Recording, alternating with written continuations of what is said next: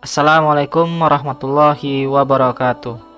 Saudara-saudari yang insya Allah dirahmati oleh Allah Subhanahu wa Ta'ala, kisah yang sangat mengharukan tentang sahabat Rasulullah, yaitu Bilal bin Rabah, seorang berkulit hitam dari Habasyah, Ethiopia, yang memiliki suara merdu.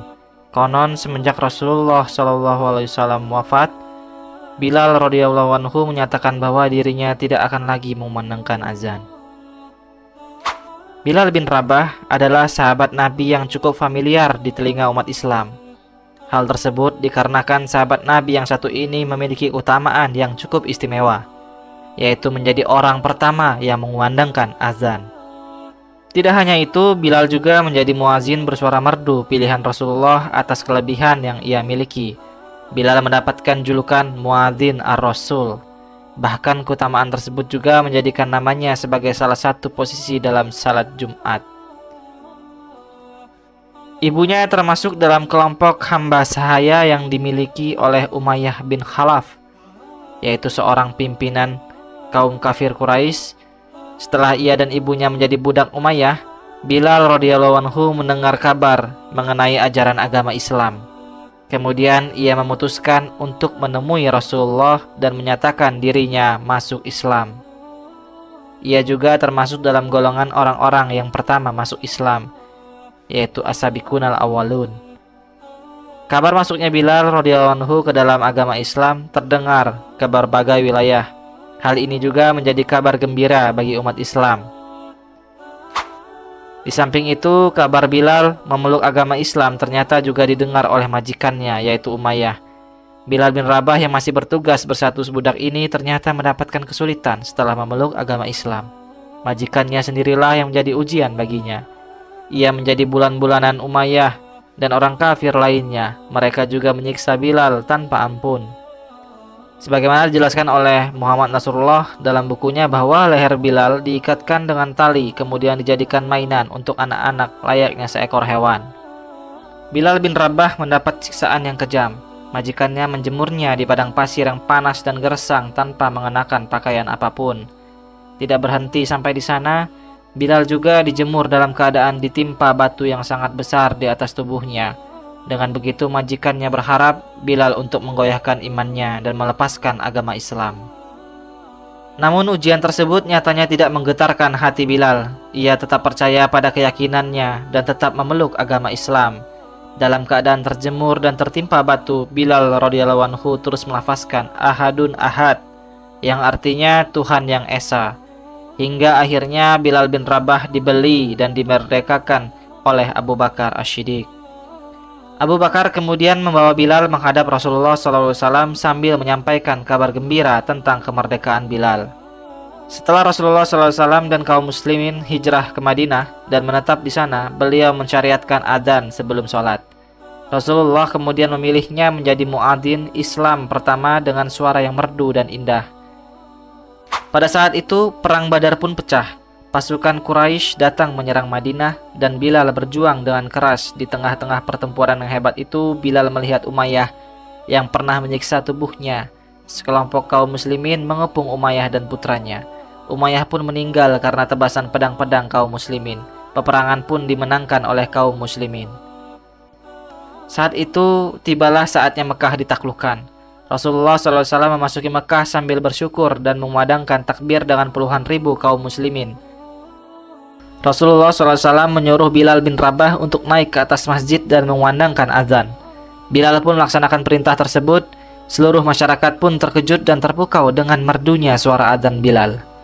Beberapa saat kemudian Rasulullah SAW wafat. Urusan kaum muslimin dipegang oleh Khalifah Abu Bakar As-Siddiq.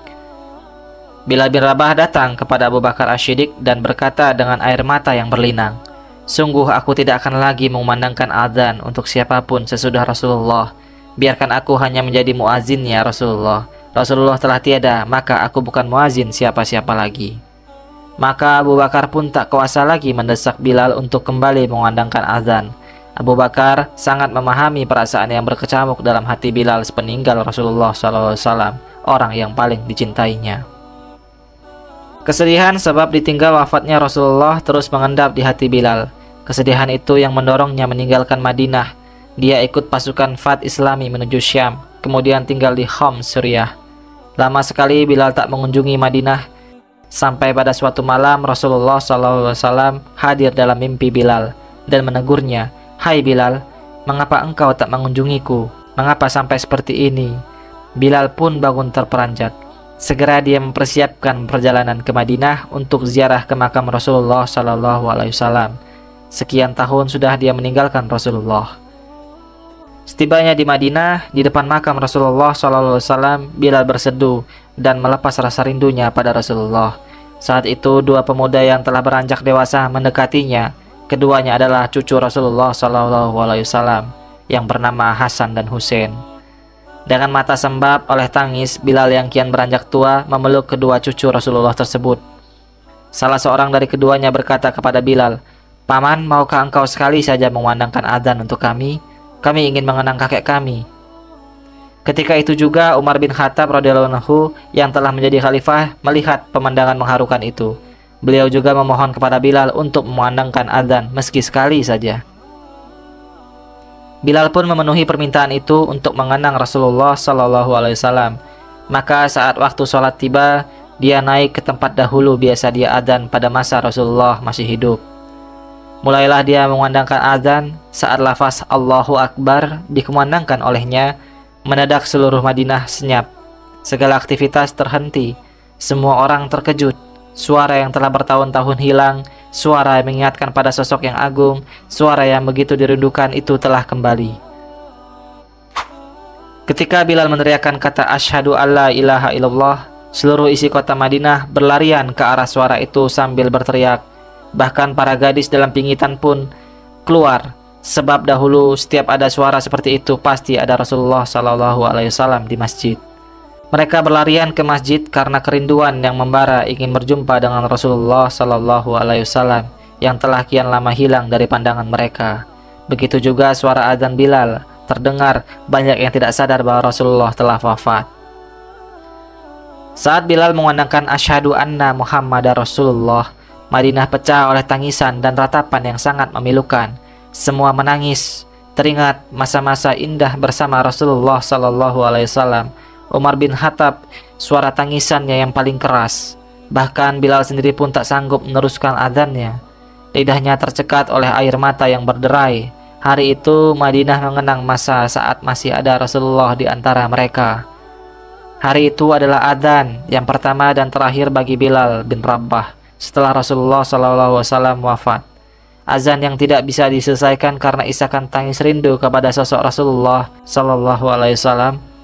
Ya Allah, saksikanlah betapa dalamnya kerinduan kami kepada Rasul-Mu, sosok yang kami tidak pernah menjumpainya tetapi selalu ada di hati kami. Sosok yang kami nantikan syafaatnya pada hari kiamat kelak atas izin-Mu ya Rabb. Wallahu a'lam bishawab. Semoga kita dapat mengambil hikmah dari kisah Bilal bin Rabah ini. Jangan lupa like, subscribe, dan share ke teman-teman yang lain kalau menurut kalian video ini bermanfaat. Sampai ketemu di video berikutnya. Wassalamualaikum warahmatullahi wabarakatuh.